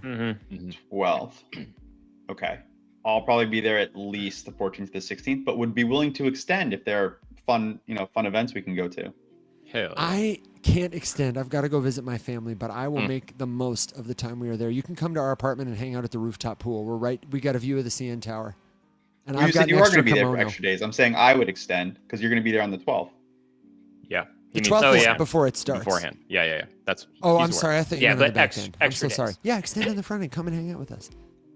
Yeah, Lindsay's getting in there like the 10th, and she texted me today saying that they have a co-working space and full podcast studio that they will have access to from the 10th to the 20th if we want to make some content over there. Damn, Stella's putting that money in. I think she's going with someone else. Oh, Might be her and Larissa, the Seeking Alpha team. It is her. Yeah, Larissa's there as well. So she's already on another team? No, Seeking Alpha meaning that's her show. She's just so she's and just Larissa's with her Oh, co-host. that's her show. Okay, I was like, she left. I was like, oh, okay. I feel like I would have heard about that. Yeah. Yeah, that's killer. Okay, so yeah, Nicky, come hang with us. Let's hang with you too. I will. Did I drop off the TikTok? You did. I was did. going to give you that next. Just come on back and request up, and we'll get you. They can still hear you. You're just like a ghost in the room now. I mean, There's they a couldn't see comment. my picture before anyway, right? It was just like my head, just like a Yeah. floating Well, and the head. people on the podcast only have your voice, but it's no less wonderful. Will, what were you going to say a second ago while Nikki comes back in? Right. We're doing karaoke, right? As well. Listen, man. I was like bowling. I was like, yes, Evan. And you're like, we're going to hang out. I'm like, uh-huh. We'll have I other booked fun it activities. And I was like, karaoke? Listen, Will. Don't come for me. I booked it because the venue advertised in the past having karaoke on Thursdays. It was even on their website, but I have to tell you, I don't think that this venue has Don't karaoke on Let me live Thursdays. a lie. Let me live a lie. I'm so sorry. I'm really so Just let me sorry. live the lie. It makes me so. If it this hurts me more than it hurts you. I'm telling you, man. I was No, so I'm looking forward very to it. disappointed. Alex is like Very secretly inside, just thrilled Alex that is we so can't, happy. can't drag him on stage. To I do actually karaoke. called and threatened the venue until they took it Called in a off. bomb threat. My dad can be You don't the like third that. dad. Yeah, they don't like when you do that. Oh my gosh. Someone asked in the Remind comments. me what the TikTok button is. I'm not a The TikTok button is come to my profile, Conversations with Evan. And this is a There. good reminder for anybody who's listening. You want to join us live? Come to my profile, Conversations with Evan, all one word. Tap the headshot, the PFP, when it glows red. And then when you're in the live, tap the little pink and purple person that look like they're hugging. And Yes. request. And then I'll get the request and I'll bring it back up. Easy as pie. Easy as pie. Alex, were you going to highlight a question that we had? Yeah, someone just asked a fantastic question. Is now a good time to buy USDC? And I said, it's the perfect time to buy. It's the perfect time to buy. It's the perfect time to buy. You don't want to buy it when it's $2. Then it's too late. No, Nah, you then don't you're want to buying wait till the it's top. $2. You want to wait till it's $2 and you miss Go buy that the top pump. of USDC. Let me tell you guys. Any sound from that video we made just tickles me every time. I have to Yeah, play. honestly, the I'm whole sorry, I thing- can't help it. The whole thing could just be a single soundbite. It really could. Yeah, Nikki didn't know he was getting the whole shebang with a game show and a soundboard and GPT roast. So big ups to Nikki for playing Surprise. with us, and big ups to you for hanging out. Surprise. It's a fake radio show, and it's your show. So if you've got questions, and we can help you unravel the mysteries of blockchain, of Web3, this buzzword we always use. And even if you've got a question about AI or any other future tech, we can't promise you an answer, but we will do our absolute best. And we've got about 20 minutes before we take our dogs and ponies on the road before I announce the winners of the show and we get the heck out of here. So let us know. It's your show. Well, I will say we talked about it a little bit this morning, or you mentioned it at least, and then I just saw that it looks like Coinbase is going to be listing Worldcoin. I saw that. Really? Yeah. So in the vein Why of wouldn't the world taking it more seriously now, all of a sudden. Yeah, Coinbase but making Coinbase this- Yeah, let me has get a- also been listing a ton of crap in the past. No, I'm saying as 6 soon as everyone's like, okay, yeah, let's take another look at this. Coinbase is like, let's list it. Yeah, Will, Nikki, on the morning show, we were saying a lot of people I've noticed on Twitter specifically have been talking about WorldCoin, and then the tenor of their messages is like, I've rethought WorldCoin. I'm thinking about WorldCoin again in a new light. I used to be grossed out by it, but now I think it's really cool. Like, that's the kind of the note of the conversation I hear. I'm curious to know what you guys think about it. Will, do you have an opinion on it? I haven't paid attention to it at all until I was like, retinal scans. And I just closed the door on it forever, and I haven't paid attention to it at all. Nikki, what about you? I have no idea what this is. I've heard of Housecoin. Oh. Recently. Is this not Housecoin? No, this is Worldcoin. This is where I forget who ran this. Actually, one of you two are probably going to give a better summary than I will. Do you want me to give the quick TLDR? I've got it pulled up. If Yeah, you can go do the for screen share, Alex, that'll be great. WorldCoin is a crypto and identity project that was co-founded by Sam Altman, the OpenAI CEO. Their goal was to create a global financial and identity network, giving every human a proof of personhood credential by scanning their eyes and a return in the form of some free crypto, their token. And they based it on zero knowledge proofs so that we can prove you're human, you're real, you're not a bot for anybody who scans this way without needing to reveal any personal information about you. It's not like they have your irises in a vault somewhere that they're just, going to be able to sell without your permission, that kind of thing. And the World Token, there was some scandal because they did a lot of their initial work in the Global South, and there were a lot of delays about payments. There was a lot of question about whether or not they were going to use this data, whether or not it was private or secure. And now they've addressed some of that. The ZK tech helps. And nonetheless, they're still under investigation in a couple of countries.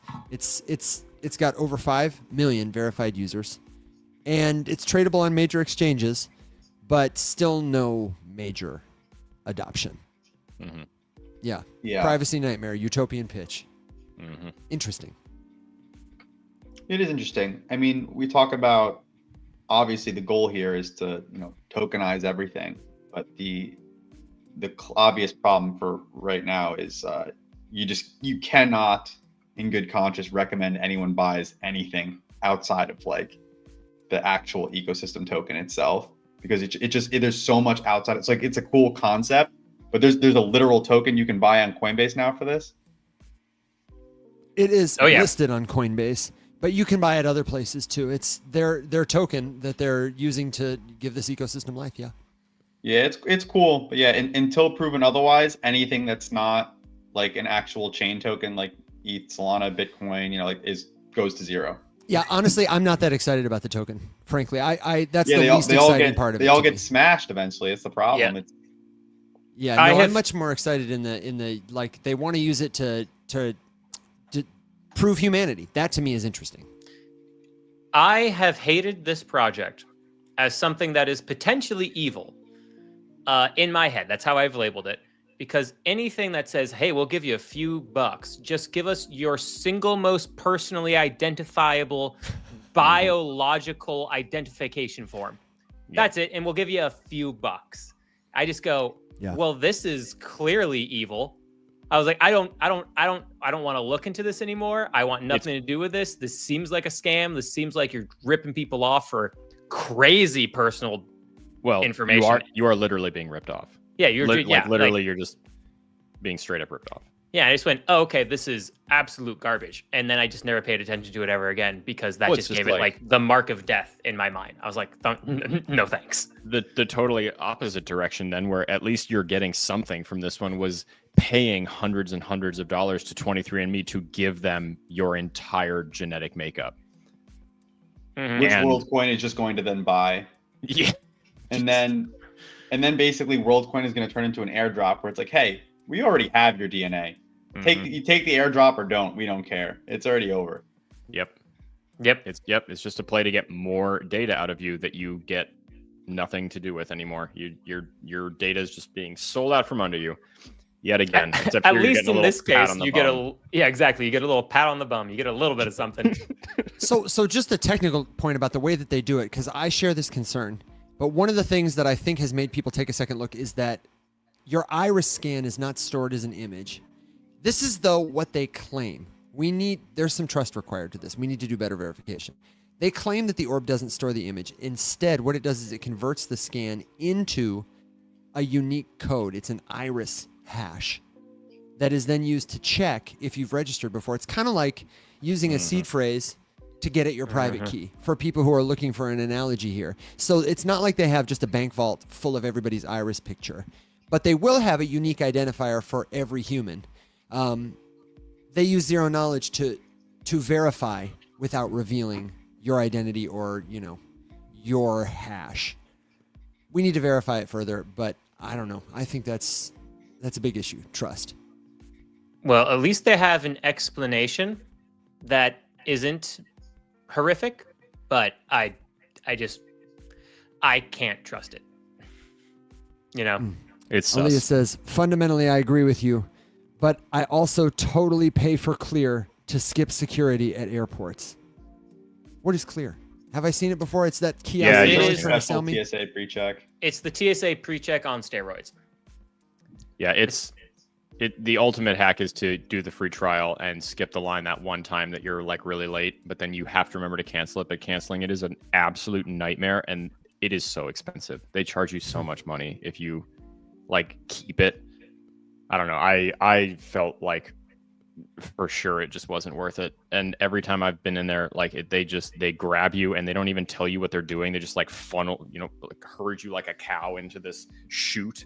And all of a sudden you're there and you've come too far. And now the security line is even longer. And all of a sudden you're getting an invoice for $300. Sweet. Yeah, my regular TSA pre-checks covered my credit card. So thanks, American Express. This isn't sponsored by American Express, nor will it probably ever be. But it should be. If they bring in Tweet stable American coins. Express deal. Yeah, we'll sponsor the American Express stablecoin, and we will say Amex Evan- to $2. He's back. Yes. Okay, we lost your Did you lose audio me? and your video is a little wonky. It was touch and go for a second, but you're back. Hey man, it's because I'm after dark. I'm drinking water. Evan, who's your Wi-Fi provider? Let's we're talking Yeah, good about seriously. American Express. Let's Let me tell you what. I guess so. I don't know. It's Xfinity, and I would like to switch, but we don't have good coverage in our area, unfortunately. So that brings me to say, if you got the solution, hook me up. But I think it's about I mean, that you time. could set up a helium hotspot. Oh, a helium hotspot. You're right about that. We have the Yeah, Deacon bro. guys. We should have the helium team on our show. Maybe we can get hooked up. A little free Wi-Fi action. That'd be cool. That's another Okay. OG project. And congrats to them for the AT&T partnership, because that's actually cool. It's actually really Yeah, cool. it actually makes sense. Isn't it cool when a partnership makes sense? And actually gets adoption Isn't it in the cool? real world, solving a real world pain point for real people outside of the Web3 space. Crazy. Imagine. Wow. Yeah, Nikki, as we round out the evening, we usually like to ask people for their final thoughts, questions, suggestions, words of wisdom, good jokes, and we say before we ride our dogs and ponies into the sunset, unless you're Will Watson, and then you're gonna ride your cats and your cows into the sunrise. So I'd be curious to know, who some of your dream deals are, what some of the people you're looking at in this space, the cool projects, or any other final thought you might have before I tally the points totals and we award a trophy and get the heck out of here. there's a lot of options you just gave me there. There's a lot of choose carefully. Mm-hmm. Can we narrow it down potentially to 2 options? We sure can. And if you would like, I can go to someone else before I come back to you. Would that make you? No, it's okay. Just Okay. two options for how you want me to close this out. What can I go with? The 8-ball says swap to Bitcoin. So option 1, how about? I'm not sure what option 1 was. But I'm yeah. not either. So lumping I us would both say, in. as my closing statement here is, please do go check out Marinade. We have, Instant Unstake coming out soon. The other big thing you should all keep your eye on, and this isn't even really a call to action, it's just that the institutions are coming. We are talking to them, so I know it. And you can already just see, we just talked about what Helium's got going on. We have people on our team that talk to the SEC. People on our team that are talking to companies like Fidelity. They are taking this ecosystem very seriously, and this is all going to be happening much sooner than you all think. So yeah, it's a very exciting time to be in this industry, and everyone who's been here for years and waiting for this moment, it's congrats, basically. And you guys have been putting out a lot of updates recently on Twitter that has been, they're not going to make headlines because they're not air quotes sexy, but they're fundamental for adoption amongst institutions. And it should be the thing that gets headlines. I'm trying to remember exactly what they were, but it was around security compliance, which institutions we're SOC 2 absolutely compliant. need. That was SOC right, 2 SOC 2 type compliant. 1, which is very boring and expensive, but it makes Okay. it so, it makes it so large institutions, they care about return, they care about security, they care about compliance. And trust. They're not APY farming like, Degen X over on Y platform. They need safety, security, compliance, and it's our job as an ecosystem to put up some teams that can give that to them, and that's how Marinade has positioned itself. Very cool. Yeah. Trust is the most important thing. We always say the only thing that matters is you got to tell a better story. That's the most important thing right now. Yeah, and I'm not gonna ask for any insider information or anything, but I saw you guys posting that kind of stuff, and I was like, oh, there's about to be some fire announcements coming out of Marinade in the next few months or so. I was like, I'm just waiting for the tweet that sets the Web3 world on fire. That's this major financial institutions using Marinade, and I was like, it's coming. It's in the tea leaves. Yeah. Yeah, the BitGo integration was huge. And honestly, BitGo, I don't know how much you guys know about BitGo. Not but much. They're like a giant, but they're kind of like a silent giant. Large institutions large institutions can't custody their own assets in certain ways. They have to do it in a compliant way. They can't have a phantom, company X worth, $20 billion can't have a phantom wallet on their computer with $100 million of an asset when it's so they use BitGo. Be a lot cooler if they did, custody though. those funds there, and you can now stake with Marinade on BitGo. But it's part of a bigger picture. It's like, okay, as institutions get into staking, now we have, okay, you can work directly with BitGo to work with us. And maybe also one of the biggest crypto custodians one day. Maybe one day. Maybe. One day. Well, hey, man, I am excited to have the knowledge. Thank you for making time to share with everybody. And now I have to tell you whether or not you are a winner tonight or a loser. And I'm talking to all of you people because everybody is playing this game. So without further ado, any final words? Nope. Sorry. Okay, good. The points as they stand are as follows. In last place tonight with one Gwump, it's a tie between the Solid wallet, DeFi Llama, and the S&P 500. We are so sorry, guys. Play again next time. Thank you very much. Solid. Dude, sorry, Solid, but like, man, I feel bad for DeFi Llama because I know, I do too. They're usually so high. And we still love them. We just got to give them But a they hard did time. rug me on the morning show, and then they rugged me again on After Dark. So God damn. Damn. Okay, with 1 point, a couple of honorable mentions. We got David in the comments. We got Lucas, consulting good, in the comments. We have got Pokemon and Magic cards when the S&P is down. We have got Marinade with 1 point. We have got our friend Lindsay Poss with 2 points for bringing the pod studio. And that means, gentlemen, in third place is me with 6 points. And a tie for second, we've got Will and Alex with 7 points. And that means, Nicky, congratulations, brother. You are the champion tonight. You got 8 points, man. And we're going to send you a USDC to $2 t-shirt. Large. Male. Adult man large. Adult male large. Adult male large. So, hey, man, way to go. You want to make a winning speech, too? No. He's gracious. Okay, Alex, Will, final thoughts, questions, suggestions, good jokes, words of wisdom. Oof. I don't know what to say exactly, except you Nicky's can like, I can't use believe he asked me our- if I was going to do a speech. You can use for those of you who wanted to learn more and get more in-depth information about Marinade, we talked about it earlier for about like 30 minutes, 45 minutes or so. So check out this episode on YouTube to be able to go back and learn all about that. And if you are interested in staking your Solana, or you're already staking your Solana, even if you're doing it in Marinade, you can use our referral link to get even more interest on your stake for the highest interest possible on Solana anywhere in all of crypto, which is cool. You can find that at theriseupmorningshow.com. Also, it was pointed out to me in the comments here, and I'm not sure if the person's still here, but I reported the PCE inflation data incorrectly. So I'll put out a correction video right after this. I know, tisk slapped my hand. Shame. I was moving too fast. There was too much news this morning. It was crazy. So I got that incorrect. I'll put out a correction video. And yeah, look forward to the Bitcoin daily update video in the morning. That's it. Beautiful.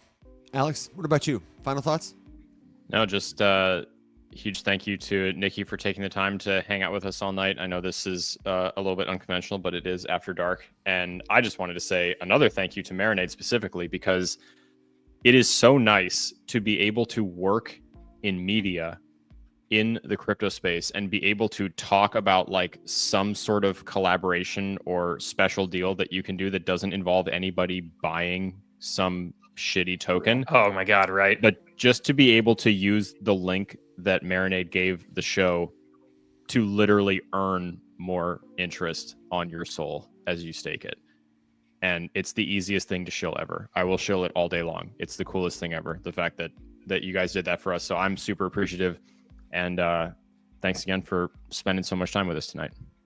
Yeah, Nicky, you've been great, and we want to say a big thank you on behalf of us, our audience. You can find him at Nicky Scans on X, or hopefully you followed his TikTok. We're expecting big things out of you on TikTok, and you know you're welcome back on the show anytime. I don't know what my TikTok username is. That's okay. We run a fake radio show. You really don't have to know what you're doing to have a great time here or win friends and influence people. So thank you for being generous with your time. I really appreciate it, man. and Oh, thank man, all guys, of thank you for sharing your most valuable time with us. You're the very best part of what we do, and we want to invite you to come back. We'll be live tomorrow at 7 a.m. Central Standard Time for Rise Up, the Rise Up Morning Show. Check us out on your favorite podcasting platform. Find the replay if you were watching the live. You missed a question at the YouTube playlist, Apple, Spotify. It's everywhere. Just search the Rise Up Morning Show or visit theriseupmorningshow.com to find the official links. We can't wait to see you there. And we can't wait to see you back again for more helpful Web3 news, commentary, answers to your crypto questions. Until next time, my friends, stay safe, be well, everybody.